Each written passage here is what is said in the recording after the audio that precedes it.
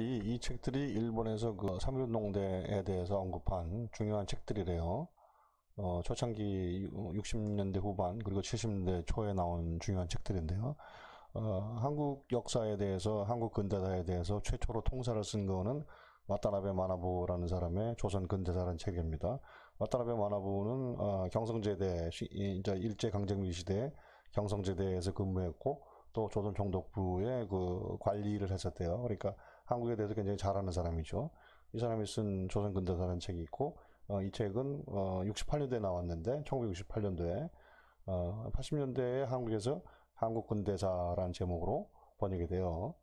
근데 이 책이 뭐 한국 최초, 일본에서 거의 처음으로 나온 조선 근대사에 대한 통사라는데 굉장히 뭐라 그럴까, 한국에 대해서 우호적인 태도로 쓴 책이에요.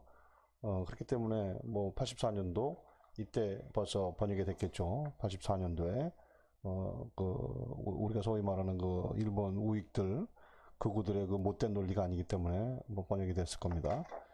그런 책이 있고, 처음에 이제 1968년도에 이 책이 그 기본을 잡았고, 그 다음에 71년도에 야마베 겐타로라는 사람이 일본의 식민지 조선 통치해부, 그리고 이제 74년에 조선의 역사라는 책이 나오고, 이것도 굉장히 그 당시에 크게 영향을 미친 책이래요.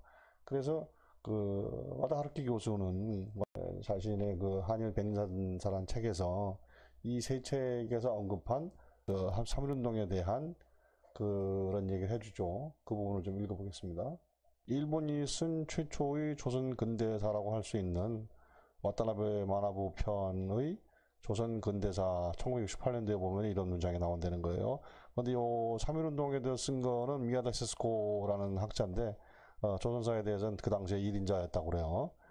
뭐라고 썼냐면은, 그 3.1 독립 선언서에 대해 상당히 비판적이었다는 거예요. 명백하게 그들이 발표했던 선언문은 인도주의에 입각한 당당한 명문이다. 그러나 토지수탈, 일본이 이제 조선을 식민지를 만든 다음에 엄청나게 토지수탈을 하죠.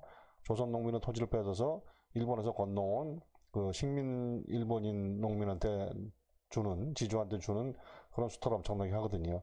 그거나 또 동아교육, 조선인을 일본인으로 만들기 위한 그런 교육, 또 헌병경찰 등에 대한 헌병경찰의 그 못된 짓이 굉장히 심했죠. 그러니까 그 당시 법에 의해서 경찰이나 헌병은 조선 사람들을 마구 때려도 됐고, 뭐 칼로 폭 찔러도 아무 상관이 없었을 정도였어요. 그런 거에 대해서 전혀 항의가 없다는 거예요. 그러니까 이런 일들을 겪으면서 토지수탈, 동아교육, 헌병경찰의 횡포에 당하면서 조선인민들은 엄청난 분노를 갖고 있었는데, 근데 민족 대표들은 그런 분노를 그 독립선언서에 반영하지 않았다는 거예요. 민족대표 33위는 민족의 독립을 투쟁을 통해서가 아니라 미국을 필두로 한 유럽 여러 나라의 외교적인 지원, 외교 원조와 그리고 일본 제국주의에 대한 그 일본 제국주의의 이성에 호소하면, 너희들 약속이 다르지 않느냐, 너희들 뭐 조선을 중국에 그 손아귀에서 독립시켜준다고 그러더니 결국은 니들이 먹을, 이런 이성에 호소하는 그런 말도 되지 않는 전략을 세운 것이 민족대표 33인이라는 거예요. 그것은 선언문의 공약 3장에 여실히 표현되고 있다. 공약 3장은 나중에 붙인 거라고 그러죠. 최남선이 처음에 기초한 그 독립선언문에는 공약 3장이 없었대요. 근데 공약 3장이 뭐냐면은 뭐 철저하게 뭐 무저항, 평화주의로 일관한다 하는 등등의 내용이잖아요. 그 다음에 71년에 나온 야마베 겐타로의 이와나미 신서. 이와나미 신서는 항상 좋은 책을 내는 그러한 출판사죠. 이와나미 신서는 정평이 있는 그런 책들입니다. 거기 일본 통치 아래의 조선이란 책에서도 보면은 3.1 독립선언 전문을 인용하며 2천만 조선인의 의지를 드러낸 당당한 대문장이었다라고 평가하면서도 이것을 발표한 민족대표 행동은 어떻게 봐도 어이없다고 비판했다는 거예요. 그리고 1074년에 하다타 다카시의 감수로 조선사 연구소가 펴낸 조선역사, 이 책입니다. 조선역사. 조선역사. 이 책에도 보면은, 이 책의 3.1운동 부분을 쓴 거는, 이구치 카즈키인데, 이구치도 미야다 세스코와 거의 같은 톤으로, 민족대표 33인이 한심했다고 평가한다는 거죠. 도쿄 유학생의 28 독립선언은 일본의 침략과 지배를 격렬히 규탄하고 안팎의 조선인민의 투지를 끌어올렸다.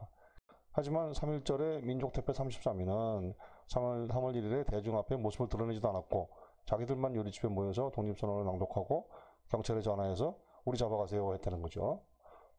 그들은 구미 여러 나라의 외교적 원조 그리고 일본의 이성에 호소하여 청원을 통해서 조선의 독립을 달성하려고 하였다. 그들은 대중의 혁명적 역량에 의거하는 걸 알지 못했다. 그렇지만 대중은 그들을 뛰어넘어 나갔다. 3월 1일 날 파고대강 공원에 모인 수천 대중 앞에서 학생들은 독립선언서를 나눠주고 그리고 낭독하고 가두시기 시작한 거잖아요. 그래서 군중들은 조선독립 만세를 외치면서 데모 행진을 시작하고 그래서 처음에 일본 헌병 경찰은 굉장히 조심을 했대요. 독립만세 외치면서 시위하는 사람들을 손대지 않았는데 며칠 지나면서 바로 총칼이 나온 거죠. 칼로 막 찌르고 그런 건 그 다음에 그 함석헌 선생의 실제 경험담에서 들어보기로 하고요. 이러한 낮은 평가, 민족대표 30선에 대한 낮은 평가는 결국 이런 거죠. 외국의 원조, 미국의 윌슨 대통령이 민족 자결주의를 선언했으니까 조선 사람들이 독립만세만 외치면 조선 독립만세만 외치면은 윌슨 대통령이 군대를 끌고 와서 일본과 싸워서라도 조선 독립을 시켜줄 것이라는 그런 말도 안 되는 기대를 했고 또 뭐 앞에도 나오지만 일본인의 이성에 기대서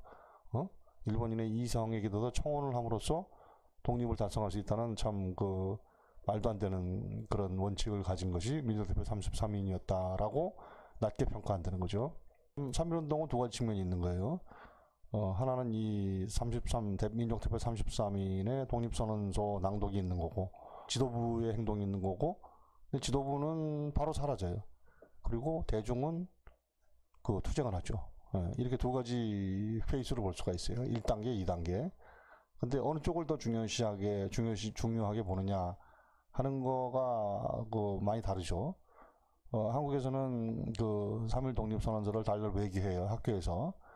그 정도로 그 민족대표 33인의 독립선언이 중요했다고 보는 거예요. 하지만 여기서도 알 수 있지만 일본의 학자들은 그 민족대표의 행동을 되게 어이없어 생각하고 총칼을 무릅쓰는 두려워하지 않는 가두행진은 굉장히 중요하게 생각하죠. 그래서 엄청난 피해가 발생하죠. 전국적으로. 3.1운동의 피해는 한마디로 쉽게 얘기해서 광주 사태 같은 사례가 전 조선에서 걸쳐서 일어났다고 그렇게 해석하면 될 것 같아요. 이 윤치호 일기에 1919년 5월 22일자를 보면은 1919년 5월 22일이면은 3.1운동이 거의 소요 사태가 일어나서 끝난 상태인데 이때 이제 총동포 당국이 그 3.1운동에 대한 결과를 발표를 해요. 그래서 주요 운동가들은 천도교와 기독교 대표 지도자들이었고 58일 동안 전국적으로 소요가 있었고 579곳에서 소요가 발생했고 그래서 또 113곳에서 폭력 사태가 발생했다. 111곳에서 사상자가 발생했다. 엄청난 거죠. 그래서 399명이 죽고 838명이 부상을 입었다. 경찰도 8명이 죽고 106명이 부상을 입었다. 면사무소 47곳, 경찰서 45곳, 우체국과 학교 24곳이 군중의 공격을 받았다. 총독부 당국의 그 공식 발표에서는 제암리 학살 사건 같은 그런 일본군의 잔악행위는 전혀 포함이 되지 않았다는 거예요. 그러니까 이렇게 광수 사태 같은 게 전국에서 일어났는데 결국 얻은 거는 뭐냐? 일본 총독부, 조선 총독부 통치의 겉에 가면만 바뀌었을 뿐이지 전혀 그 바뀐 게 없다. 바로 이 지점에서 3.1운동에 대한 평가가 나뉩니다. 남한 대한민국에서는 지도부가 3.1 독립선언서를 발표했다는 거, 그리고 비록 지도부는 사라졌지만 지도부 없이도 조선의 전 민중이 조선 총독부의 총칼에 대항해서 싸웠다는 거, 이 점을 높이 평가하는 거고요. 그래서 역사의 흐름을 바꿨다 이렇게 평가하는 거고요. 북한에서는 당의 지도를 중시하는 북한에서는 그 당시에 김일성 같은 지도자만 있었으면 참 양상이 달라졌을 텐데 전국에서 광주 사태가 일어났는데 결국 얻은 게 뭐냐? 지도부가 한심했기 때문에 사람들만 많이 죽고 얻은 게 없다 하면서 3.1운동 당시에 7살에 불과했던 김일성이 성장하면서 무장투쟁, 항일 유격투쟁으로 나선 그 노선이야말로 노선이었다. 유일하게 올바른 노선이었다. 이렇게 주장하죠. 그래서 남북한의 3.1운동에 대한 평가가 갈리는데요. 일본도 되게 뭐 북한과 비슷한 입장이라고 볼 수가 있고 3.1운동을 대단치 않게 보는 그런 흐름이 있으니까요. 다음에서는 북한의 해석에 대해서 조금 더 깊이 들어가 보고 하면서 계속 3.1운동에 대한 이야기를 나눠보겠습니다. 그럼 오늘은 이만 주겠습니다. 고맙습니다.